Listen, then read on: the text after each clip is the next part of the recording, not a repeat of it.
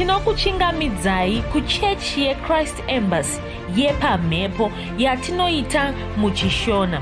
Iko zvino hapachina chikonzero chokupedza svondo rose usina kupinda chechi, nokuti painopindwa unenge usipo, kuda wakanga uri kubasa pakaenda vamwe kuchechi, kuda wakanga uri parwendo, kuda chechi yeChrist Embassy haisati yakuwanikwa kwaunogara, kana kuti unofarira hako kudzidza shoko raMwari nechishona. Ino ndiyo yave chechi yako.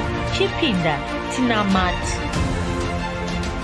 Haleluya. Tinosangana zvekare pamunamato wedu weChrist Embassy watinoita pamhepo muchishona, tichivimba kuti makava nesvondo rakanaka, uye tichivimba kuti manga muri kubatana nesu pazvidzidzo zvatanga tichikutumirai, uye tinovimba kuti makabatana zvekare nesu pachirongwa cheYour Love World Specials chatakapiwa naFudzi Chris, vachitidzidzisa nokutibatsira kunzwisisa zvinhu zviri kuitika munyika yedu nhasi. Haleluya. Tinoda kuchingamidzai pamunamato uno, tinoda kubva tapinda muchidzidzo chedu, kutora chidzidzo ichi kubva murhapsody, chidzidzo cherhapsody chanhasi.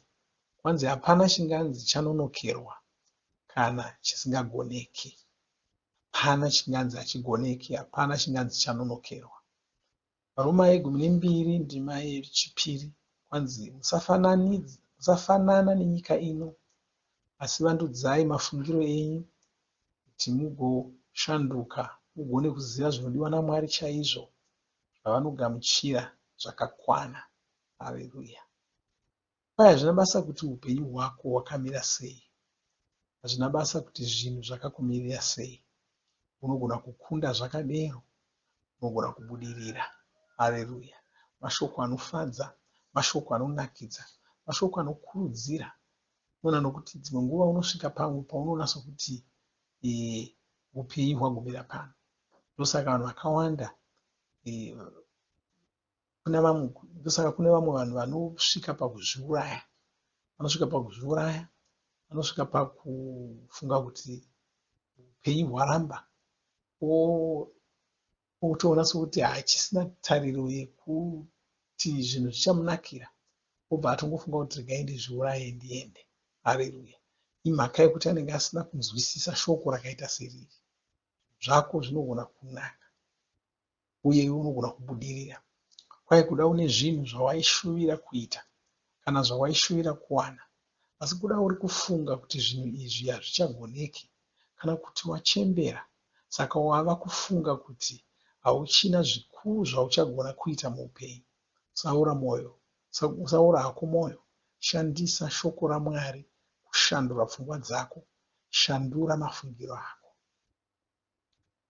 Mozisi akapiwa basa naMwari achembera, akanga ane makore 70, asi izvi hazvina chazvakamukanganisa, akabudirira kuita basa rake iri. Ndizvowo zvakaita kuna Abhurahama, akanga ava nemakore 45, ndipo paakavimbiswa mwana. Saka Mwari havana chavanokoniwa kuita, havana chavanganzi vanonokera kuita, saka usaora mwoyo. Haleluya. Haleluya. Shoko rinokurudzira iro. Kwanzi mweya wako ungava uri kukura, saka ungava uri kupota uchisangana nezvinhu zvakaoma zvinotsvaka kukukanganisa. Zvinhu izvi zvinenge zviri kutokubatsira, zvinenge zviri kukupa mikana yekutaridza kuti unovimba naIshe, pamwe nekutaridza kuti shoko raMwari rinoshanda. Mwari ndivo vakatipa shoko ravo, ndiro ravanoda kuti tishandise pakurarama kwedu, tichirishandisa kukunda muupenyu, pamwe nekurarama upenyu hwevaMwari. Saka unofanira kushandisa shoko raMwari, rishandise pakurarama kwako, uchitaridza kuti shoko iri rinoshanda pachokwadi. Haleluya. Vafiripi yechipiri ndima 12 inoti, chishandai muchitya, muchidedera, kuti zvibude pachena kuti makaponeswa. Mwari vakambotaura kuna Abhurahama, izvi ndizvo zvatinoona muna varoma yechina ndima 14 inoti sezvakanyorwa zvichinzi ndakakuita baba vemarudzi mazhinji. Mwari ndivo vakataura mashoko aya. Abhurahama akagamuchira. Ndivavo Mwari vanoraramisa zvakafa vachiverenga zvinhu zvisipo sezvinonzi zviripo. Abhurahama uyu akanga ava kusvitsa makore 100 panguva iyi, asi akanga asati ava nemwana. Asi akagamuchira shoko raMwari akarishandisa pakurarama kwake. Varoma yechina ndima 14 kusvika 21 inotaura zvakaitwa naAbhurahama uyu. Inoti haana kunetseka kugamuchira shoko raMwari, akaramba achivimba naMwari, achingovakudza saMwari. Haleluya. Kuda ungada kugadzirisa zvinhu mushumiro yako, kana mumari dzako, kana muutano hwako, kana mumhuri yako, zvinhu izvi zvinogona kugadzirisika pachokwadi, asi iwe ndiwe unofanira kuzvigadzirisa. Shandisa shoko raMwari pakurarama kwako. Haleluya. Mira pashoko iri uchingotendera zvarinotaura chete kuti zviitike muupenyu hwako. Zvinhu izvi zvinozoitika. Gara wakafara. Haleluya. Gara wakafara uchitaura kuti wava muna muponesi Jesu, uchitaura kuti wava munhu werudzi rwevaMwari, wakarurama uye unokunda zvose zvaunosangana nazvo. Haleluya. Iri chidzidzo chinotibatsira, chinotikurudzira, nokuti sezvandambotaura, vanhu vazhinji dambudziko guru ravanaro, chinhu chiri kuvaonza, chinhu chiri kuvatemesa musoro, inyaya yekufunga kuti hapachisina chichafamba. Unoona munhu achitaura achiti handichazivi kuti upenyu hwangu hwakananga kupi. Sokutaura kwandamboita, vamwe vanotosvika pakuzviuraya kuti aiwa, hazvichabetseri kuti ndirambe ndiri mupenyu. Asi kwanzi unogona kushandura nokugadzirisa zvinhu zvose. Kwanzi iwe ndiwe unofanira kusarudza kushandisa shoko raMwari pakurarama kwako. Kwaishandisa shoko raMwari pakurarama kwako. Bhaibheri rinotaura richiti muna tsamba yechipiri kuvakorinde chitsauko 5 ndima 9, kwanzi isu hatishandisi zvinhu zvatinoona pakurarama kwedu, tinoshandisa shoko raMwari. Tinotarira kuti shoko raMwari rinoti kudii. Hatitariri kuti zvinhu zvatakatarisa zvakamira sei. Kureva kuti handingonzwi kurwadziwa mumuviri mangu ndobva ndatoti ndarwara. Ndinotarira kuti shoko raMwari rinoti kudii. Shoko raMwari rinoti ini ndava munhu werudzi rwevaMwari. Rinoti ini ndava munhu weropa revaMwari. Munhu weropa revaMwari haarwari. Shoko raMwari rinoti ini ndava namweya mutsvene mandiri. Kwai mweya mutsvene ava ndo vakamutsa Jesu kubva kuvakafa. Kanzi kana mweya ava vakauya mumuviri mako, zvose zvinenge zvisiri kushanda zvakanaka mumuviri mako vanozvigadzirisa. Zvino nokuti mweya mutsvene ava vakatouya mauri, hapachisina chiri mumuviri mako chinganzi hachisi kushanda zvakanaka. Chingada kuita sokuti hachisi kushanda zvakanaka, asi idzodzo dzinotori nhema dzaSatani. Nokuti hazvigoni kuti mweya mutsvene vange vari panzvimbo ponzi pane chinhu chakavhunika. Havagoni kunge vari panzvimbo. Mona, zvakafanana neimba. Imba kana yakamirapo iri yega isina munhu anogara, mabundo kana masora achimera kunze, mamwe acho munotoaona achimera pamudhuri wemba iyoyo. Mumba muya unoona zvinhu zvichitanga kuwira pasi, denga rinotanga kuda kuwira pasi, zvinhu zvichingonyangara, mujuru uchionekwa uchitanga kuumba mumba imokuzara masvosve, madzvinyu kana nyoka unodziwana dzapinda imomo. Munenge manyangara, zvinhu zvisina kumira zvakanaka.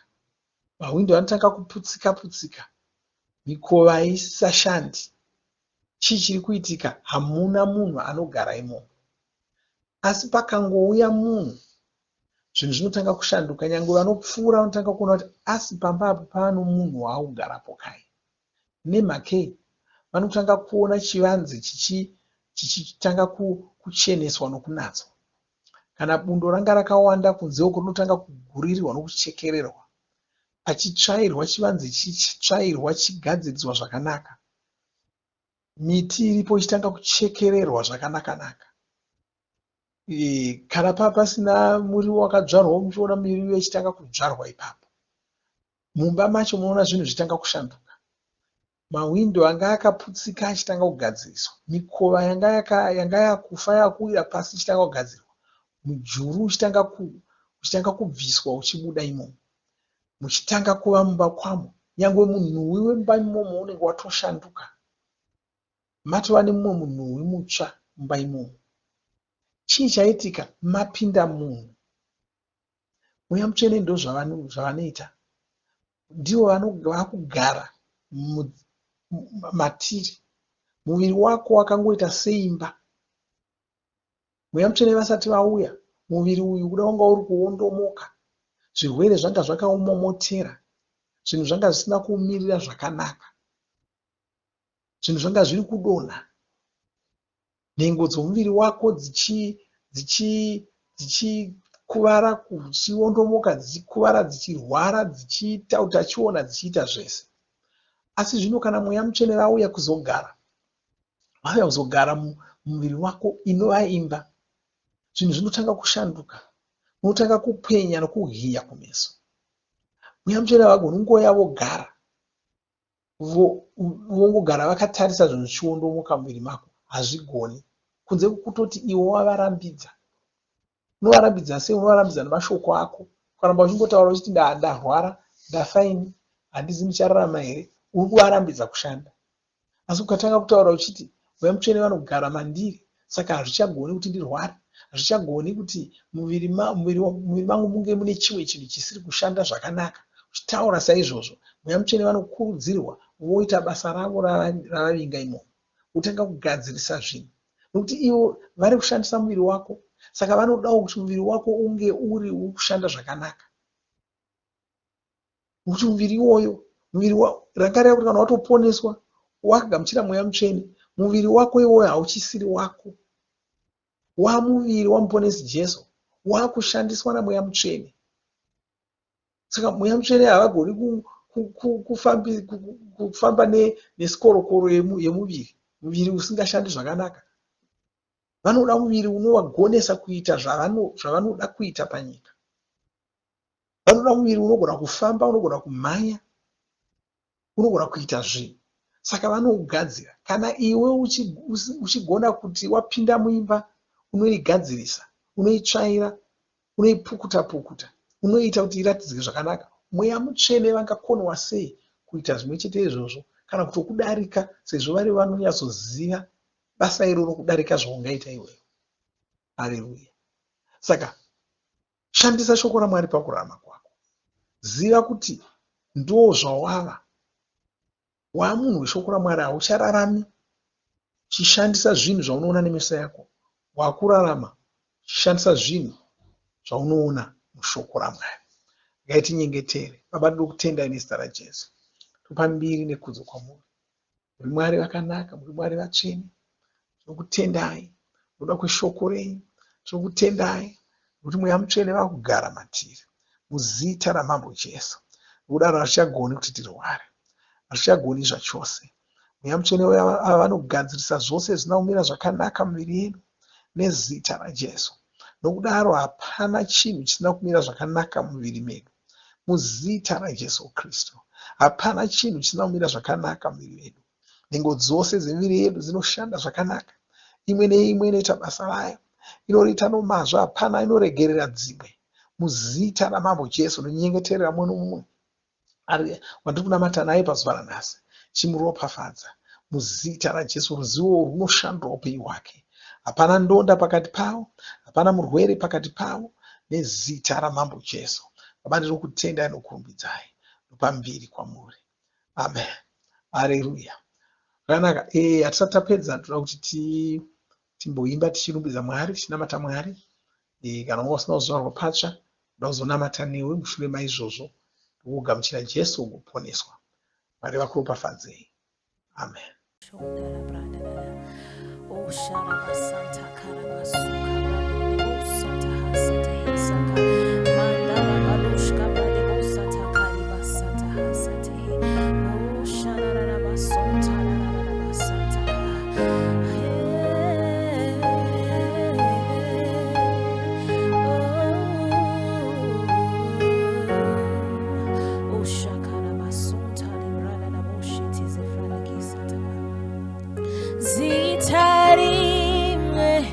Rine simba zitarimwe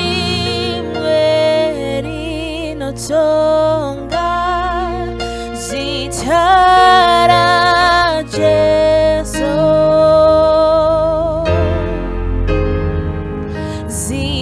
zitara Jesu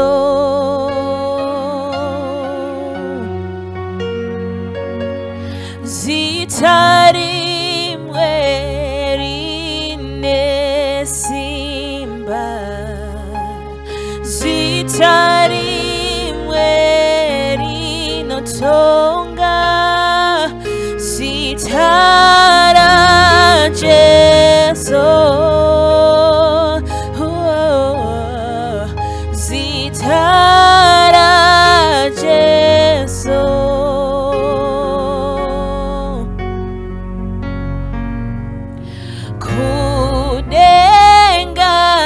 panyika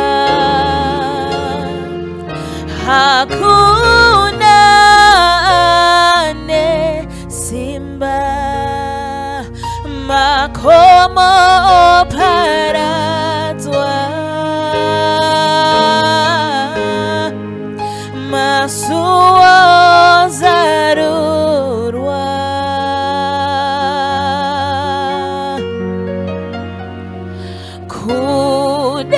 kudengane panyika hakuna nesimba makomo paradzwa masuo zaruka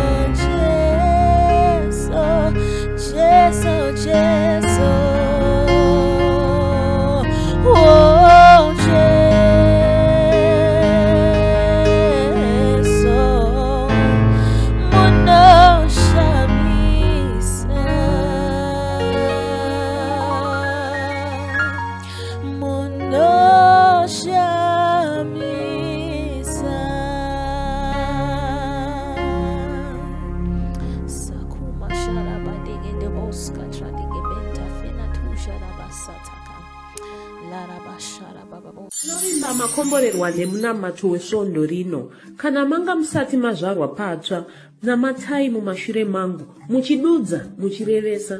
Taurai muchiti, Mwari vari kudenga, ndinouya kwamuri, ndinokoka Jesu kuti vapinde mumwoyo mangu.